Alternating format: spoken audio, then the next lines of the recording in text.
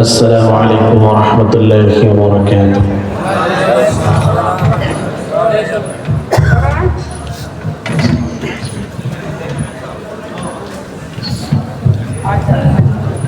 إن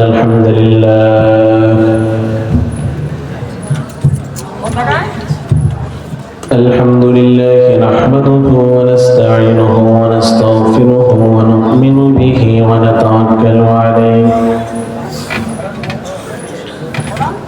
ونعوذ بالله من شرور أنفسنا ومن سيئات أعمالنا من يهده الله فلا مضل له ومن يضلل فلا هادي له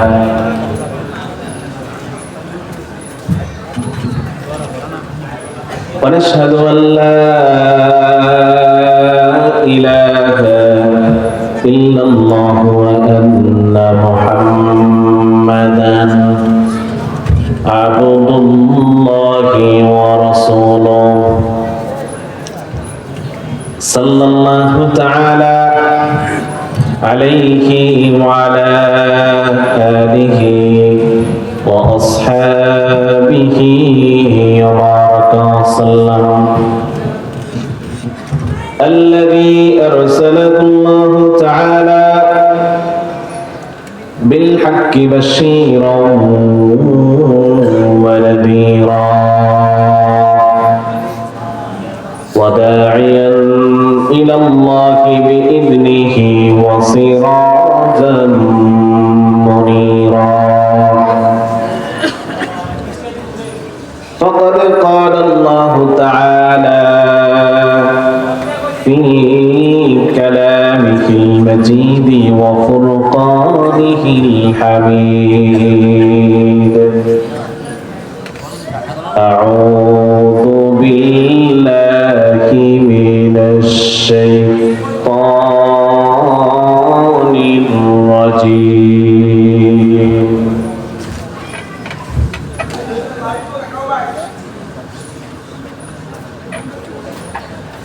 بسم الله الرحمن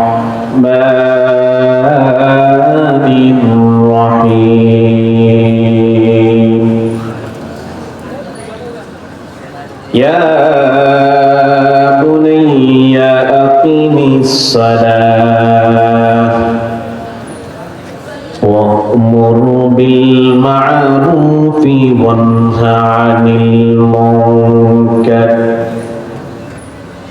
وانه عن المنكر واصبر على ما أصابك إن ذلك من عزم الأمور. وقال تعالى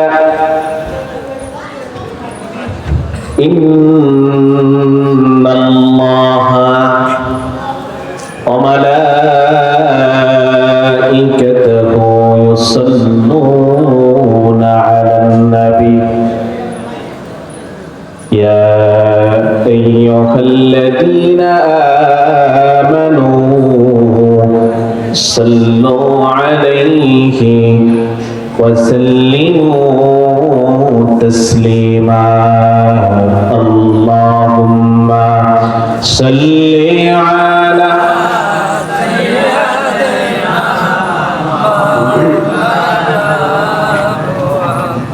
وعلى آل سيدنا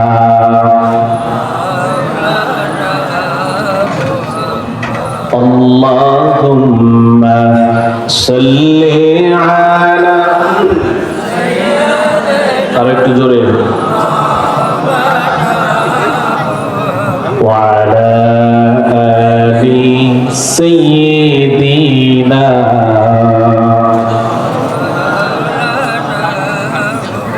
মুহাম্মাদের নাম জপেছিলি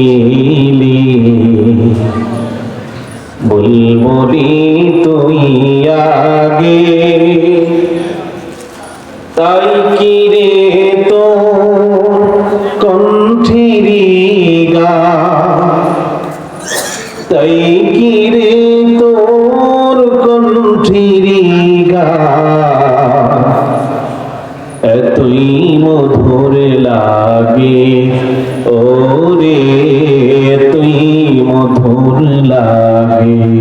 মুহাম্মদের নাম জপেছি রে বুলবুলি তুই আগে। আল্লাহুম্মা সাল্লি আলা মাওলানা মুহাম্মদ ওয়া আলা আলি সাইয়্যিদিনা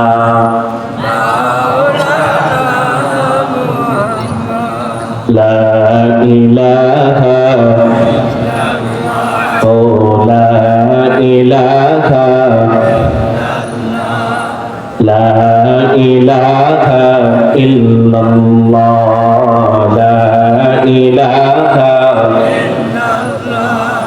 লা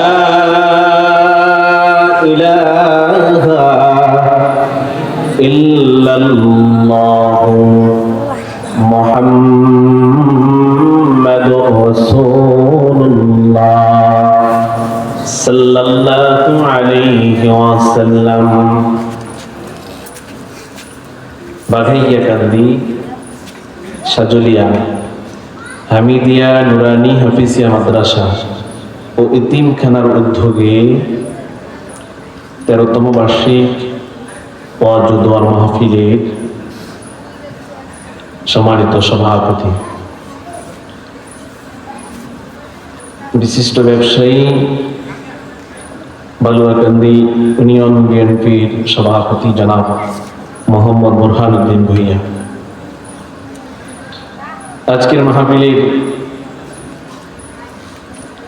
প্রধান পৃষ্ঠপোষক এবং যিনি আখিরি মুনাজাত পরিচালনা করবেন পীর কামিল হযরতুল আল্লামা শাহ সুফি আলহাজ হযরত মাওলানা মিজানুর রহমান কাদরি শাহজুলি মাদ্দাসিল্লাহুল আলী পীর সাহেব আমিরাবাদ দরবার শরীফ দাউদকান্দি কুমিল্লা। আজকের মাহফিলের প্রধান আলোচক, বিশিষ্ট আয়োজন, অত্যন্ত চমৎকার সুললিত কণ্ঠে দারাজ কণ্ঠে দাঁড়িয়ে আলোচনা করেন মিডিয়া ব্যক্তিত্ব জনাব আলহাজ হযরত মাওলানা নুরুল হাসান তাওহীদ মাদ্দাসিল্লাহুল আলী। আমার পূর্বে অনেক উলামায়ে কেরামগণ কথা বলেছেন এবং আজকের মাহফিলের প্রধান অতিথি, বিশেষ অতিথি, অন্যান্য অতিথিগণ, মঞ্চে বসা হাজারাত উলামায়ে কেরাম, কোরআন প্রেমিক, হাদিস প্রেমিক, আল্লাহ প্রেমিক, রসুল প্রেমিক, দিন ধর্ম প্রেমিক, আমার সামনে বসা বাবার বয়সী মুরব্বীগণ, যুবক ভাইরা, স্নেহের ছোট ভাই, পর্দার আড়ালের সম্মানিত মা এবং বোনেরা, সর্বপ্রথম আল্লাহ সুবহানাহু ওয়া তাআলার দরবারে অগণিত অসংখ্য শুকরিয়া এবং সুজুদ পেশ করছি যে রব্বুল আলামিন আমাদেরকে সেই সন্ধ্যা থেকে নিয়ে মোটামুটি রাত্র গভীর হতে চলছে এই পর্যন্ত কোরআনের বাগানে মঞ্জুর করেছেন। হৃদয়ের সবটুকুন ভালোবাসা, প্রেম, প্রীতি উজাড় করে আল্লাহর দরবারে শুকরিয়া আদায় করি। উচ্চ আওয়াজে সকলে পড়ছি আলহামদুলিল্লাহ।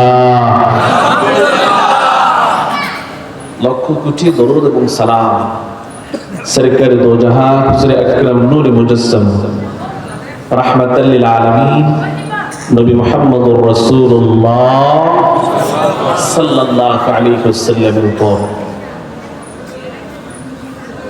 সম্মানিত উপস্থিতি, এবার বলেন আপনারা সবাই কেমন আছেন?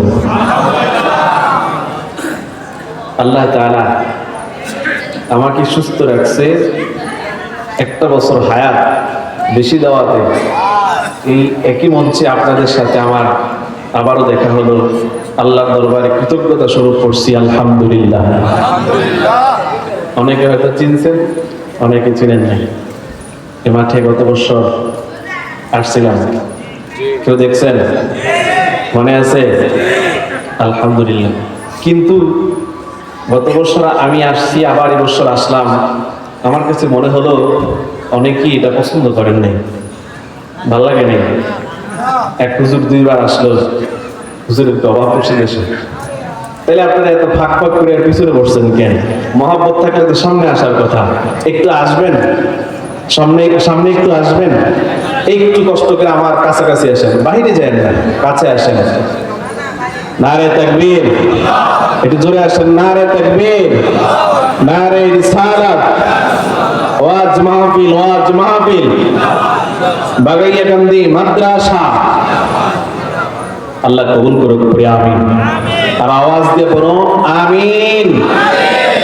সম্মানিত উপস্থিতি, আমি আপনাদের খেদমতে পবিত্র কোরআনের সূরাতুল লোকমানের 17 নম্বর আয়াত তেলাওয়াত করছি। আজকের এই যতটুকু সময় আমরা পাই, এই সময়টুকুর মধ্যে কোরআন এবং হাদিসের আলোকে তেলাওয়াতকৃত আয়াতকে সামনে রেখে নির্ভরযোগ্য মুফাসসির এবং মুহাদ্দিসগণের দৃষ্টিকোণ থেকে আমরা কিছু কথা শুনবো। আল্লাহ তৌফিক ভিক্ষা দান করুক, সকলে করি আল্লাহুম্মা আমিন। শুনতে রাজি আছেন? শুনতে রাজি আছেন? এখানে যারা বসে আছেন, সন্তানের বাবা কে কে? হাত দেখান। মাশাআল্লাহ। এখনো বিয়ে করেন নাই কারা? হাত দেখান। মাশাআল্লাহ। জোয়ানের সংখ্যা কম। বিয়ে করছেন, এখনো সন্তান নাই, কেউ আছেন? হাত নামান। আল্লাহ কবুল করুক, পড়ি আমিন। আমি যে আয়াত তেলাওয়াত করছি, এই যেই সূরা আয়াত তেলাওয়াত করছি, সূরাটার নাম হচ্ছে লোকমান। সূরার নাম কি? জোরে বলেন কি? আমার ওয়াজ মুখস্থ করতে হয় আব্বা, আমার বদ অভ্যাস। আমি বয়ান করি, বয়ানের মাঝখানে শেষে আবার শ্রোতা করে জিজ্ঞেস করি আমি কি বলছি বলেন। সংক্ষেপে বলি, শর্টকাটে বলি। সকালে পড়েন আলহামদুলিল্লাহ। মাহফিলের আলোচক আর যারা রয়েছেন ওনারা এসে উপস্থিত হয়েছেন, আলহামদুলিল্লাহ পড়েন। তাহলে মনোযোগ দিয়ে কথা শুনতে হবে। যে সূরা তেলাওয়াত করছি, সূরার নাম কি?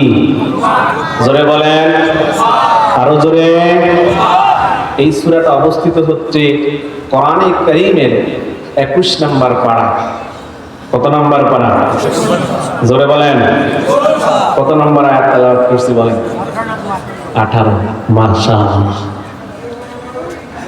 লোকমান আলাইহিস সালাতু ওয়াস সালাম, তিনি নবী কিংবা রাসূল অথবা আল্লাহর আবেদ বান্দা। ওনার আল্লাহর কাছে ওনার অবস্থানটা কি? ফুকাহায়ে কেরাম মুহাদ্দিসগণের মধ্যে একটু ইখতিলাফ আছে, তবে সর্বোপরি বিশুদ্ধ বক্তব্য হচ্ছেন তিনি আল্লাহর একজন আবেদ বান্দা। আল্লাহু আকবার পড়েন। কেমন আবেদ বান্দা? কেমন আবেদ বান্দা? আল্লাহ এতটা ভালোবাসলেন, এতটা মহব্বত করলেন, জিনার নাম কোরআনে না, শুধু কোরআনের 114টি সূরার মধ্যে একটি সূরা তার নামে আল্লাহ নাযিল করলেন। সুবহানাল্লাহ পড়েন। লোকমান নামে এখানে কেউ আছে? আপনাদের এলাকায় আছে না? আল্লাহ তাআলা সব লোকমানকে এইভাবে কবুল করুক, পড়ি আমিন। আমাদেরকেও কবুল করুক, পড়ি আমিন।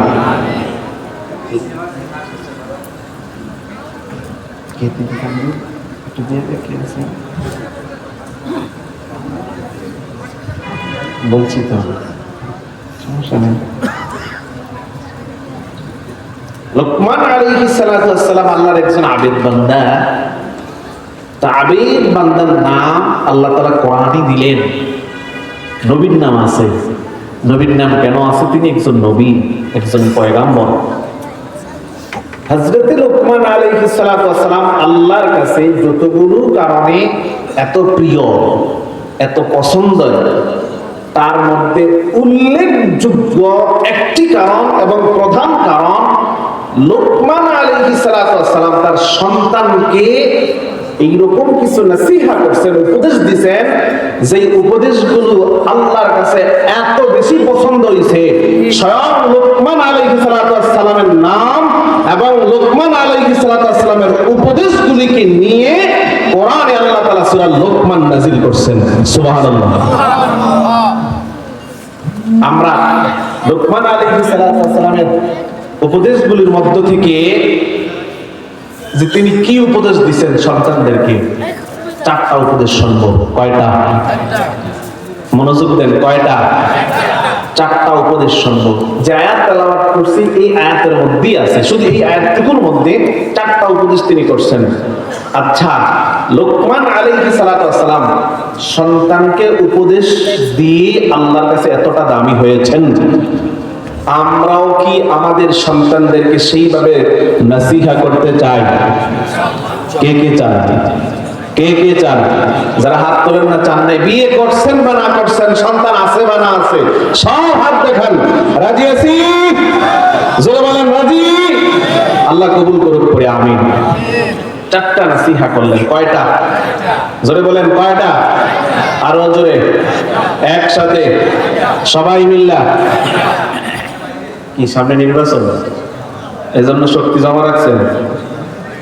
এই যে এখন যতটা কথা বলবেন আমার সাথে সাথে, আমি তো কোনো কিচ্ছা বলছি না, কোরআনের কথা বলছি। এই যে আপনি যতবার বলবেন লোকমান লোকমান, এই যতবার আপনি এই লোকমান এই শব্দটুকুন আপনি উচ্চারণ করবেন, এই শব্দ লিখতে যতটা হরফ আছে, প্রতিটা হরফের বিনিময় আপনার আমলনামায় 10টি করে নেক লেখা হবে।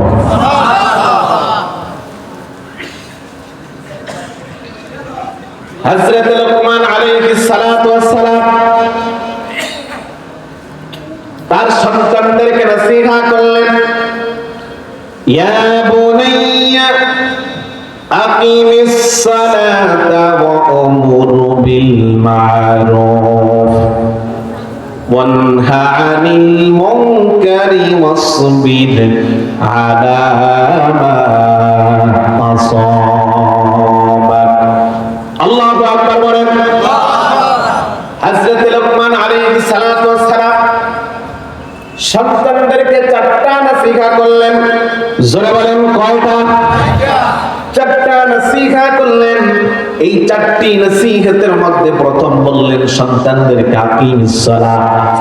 সন্তান, দুনিয়াতে যা কিছুই করো, আল্লাহর হুকুম, ফরজ বিধান, ফরজ নামাজ, মুসলমান হওয়ার পরে কোন ব্যক্তি যদি মুসলমান হতে চায়, কোন ব্যক্তি যদি মুসলমান হতে চায়, তাকে ইসলামের 5টি এজেন্ডা বাস্তবায়ন করতে হবে। জোরে বলেন কয়টি? 5টি এজেন্ডা বাস্তবায়ন করতে হবে। 1 নাম্বার, তাকে ঈমান আনতে হবে। আমানতু বিল্লাহ ওয়া মালাইকাতিহি ওয়া কুতুবিহি ওয়া রাসূলিহি ওয়াল ইয়াউমিল আখির ওয়াল কদরি খাইরিহি ওয়া শাররিহি মিনাল্লাহি তাআলা ওয়াল বা'থি বা'দাল মাউত। 5টি বিষয়ে 5টি এজেন্ডা বাস্তবায়ন করতে হবে। 1 নাম্বার তার এজেন্ডা হচ্ছে ঈমান আনা।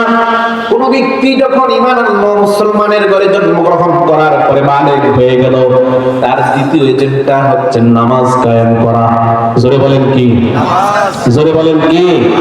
জোরে বলেন কি? আল্লাযীনা ইউমিনুনা বিল গায়বি ওয়া ইউকিমুনাস সালাত। ঈমান আনবা কার উপরে? জোরে বলেন কার উপরে? এত আস্তে বলেন কেন? ঈমান আনতে হবে কার উপরে? আল্লাহর উপরে ঈমান আনার পরে দ্বিতীয় কর্মসূচি কি? বলেন না কি? জোরে বলেন কি? কে বলছেন? জোরে বলেন কে বলছেন? আল্লাহ। দ্বিতীয় কর্মসূচি হচ্ছে নামাজ। যদি আপনি নিজেকে আল্লাহর বান্দা হিসেবে পরিচয় দিতে চান, মুসলমান হিসেবে পরিচয় দিতে চান, তাহলে আপনাকে নামাজ পড়তে হবে।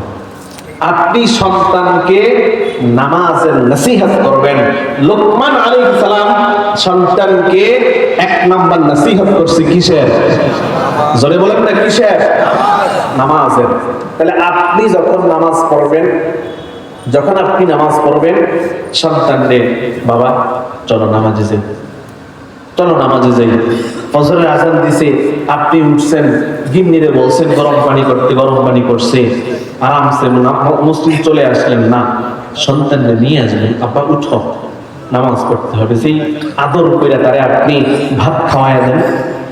বাজার থেকে যাওয়ার সময় আদর করে আপনি যেভাবে রুটি কলা কেক নিয়ে গেছেন, এখন আবার আদর করে নামাজ পড়াইবেন। যদি আদর করে কথা না শুনে তাহলে 2-4টা দিবেন।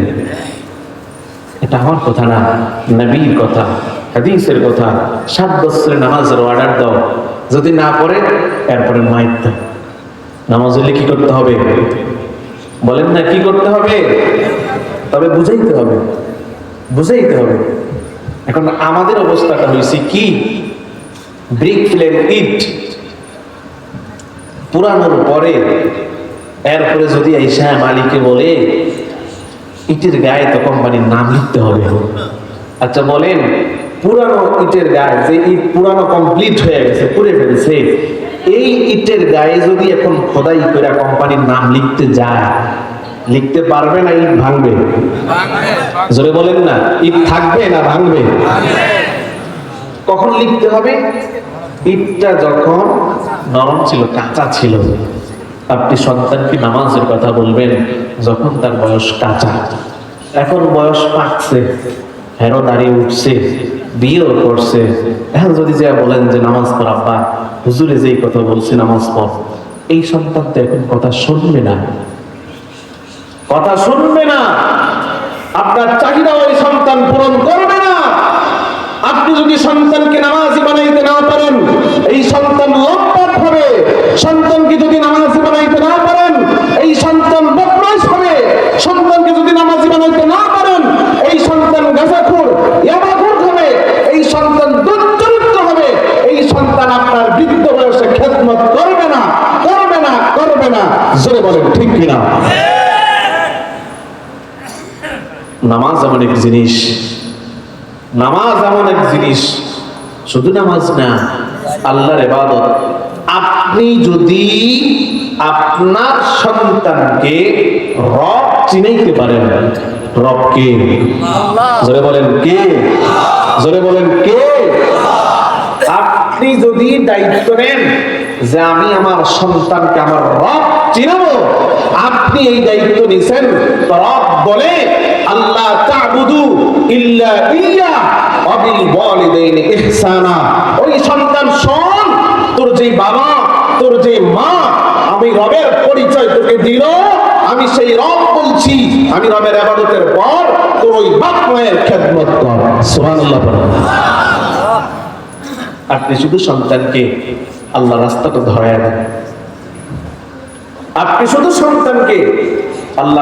ধরায় দেন। বাবা, সময়টা কত কঠিন জানেন? কত কঠিন হয়েছে। এখানে যারা দাড়ি কাটছে, আপনি বলেন, আপনি ইয়াং বয়সে কি চলছেন আর বর্তমান সময়ে ইয়াং জেনারেশন কিভাবে চলছে? কল্পনা করা যায়? লজ্জা শরম আছে? পোলাপানের মধ্যে আদব কায়দা আছে?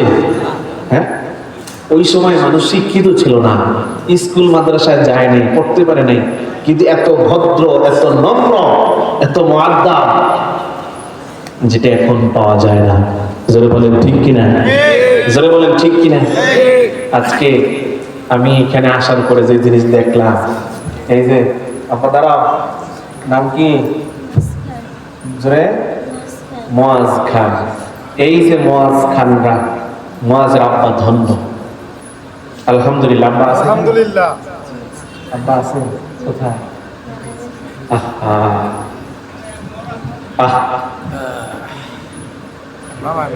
বাবা নাই।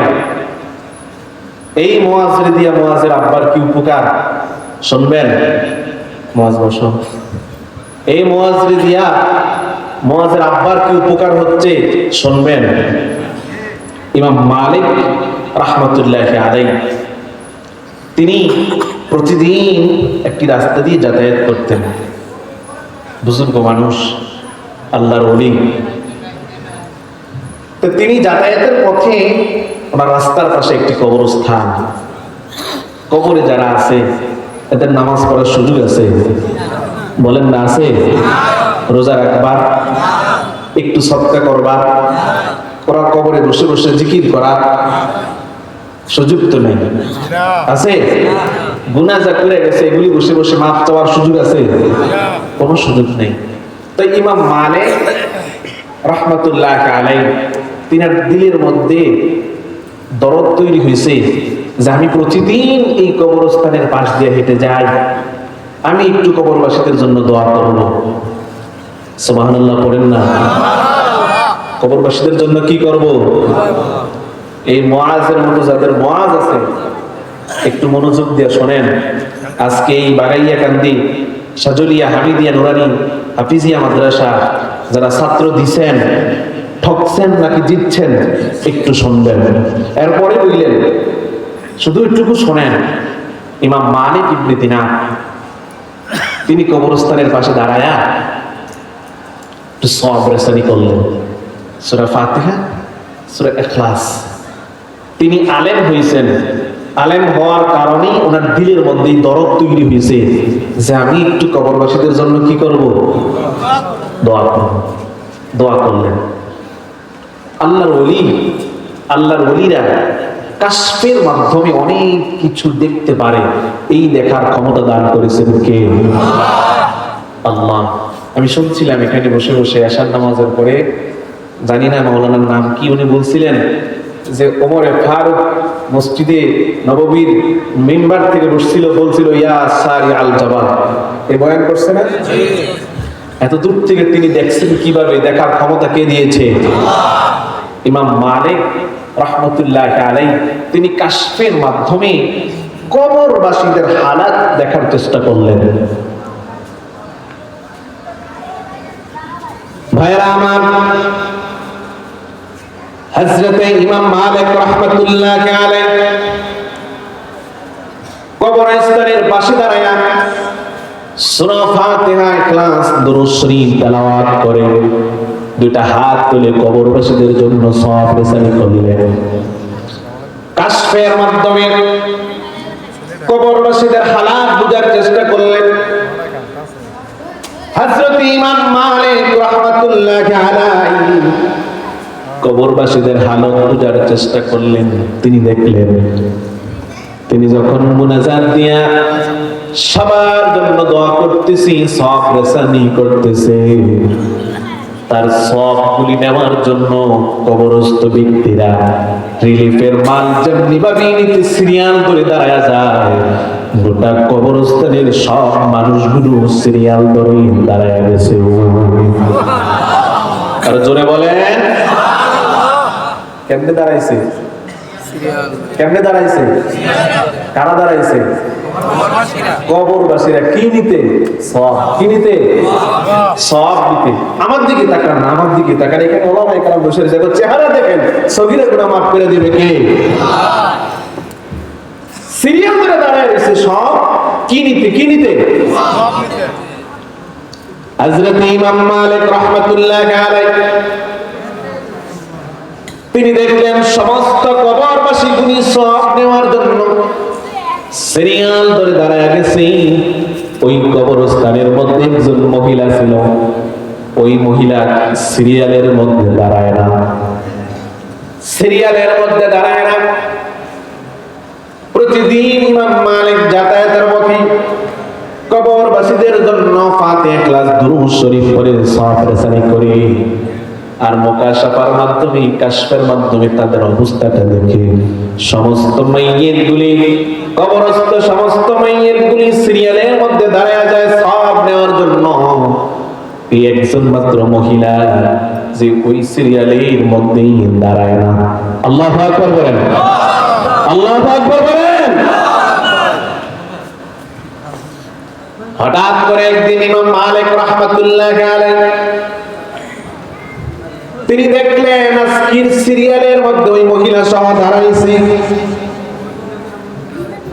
ইমাম মালিক কৌতূহল নিয়ে মহিলাকে প্রশ্ন করি, ও মা, প্রতিদিন আমি সওয়াব রেসানি করি, সমস্ত মাইয়িতগুলি সিরিয়ালের মধ্যে দাঁড়ান, আপনি তো দাঁড়ান না, প্রতিদিন আপনি সিরিয়ালের মধ্যে দাঁড়ান না, আজকে কেন দাঁড়াইলেন?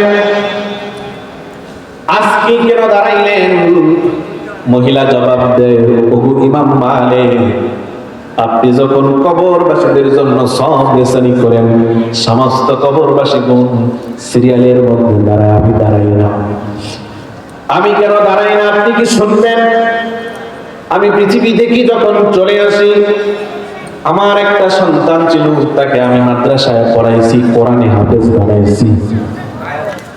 আল্লাহু আকবার বলতেন না? জোরে বলেন না। কি ছিল? কি ছিল? আমার একটা সন্তান ছিল কোরআনে হাফেজ,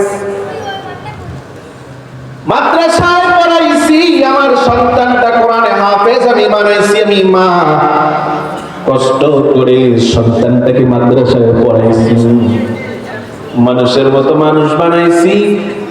ওগো ইমাম মালিক, প্রতিদিন নামাজ পড়ি পড়ি আমার সন্তানটা আমার জন্য কোরআন পড়ি পড়ি দোয়া করে।